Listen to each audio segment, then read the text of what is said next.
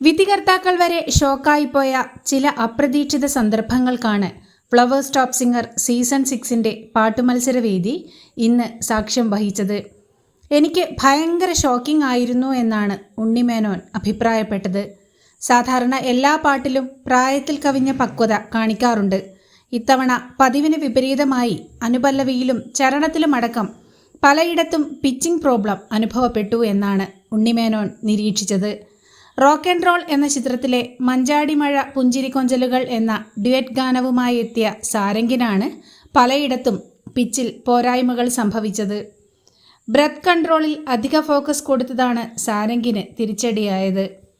97 മാർക്കാണ് സാരംഗിന് ലഭിച്ചത്.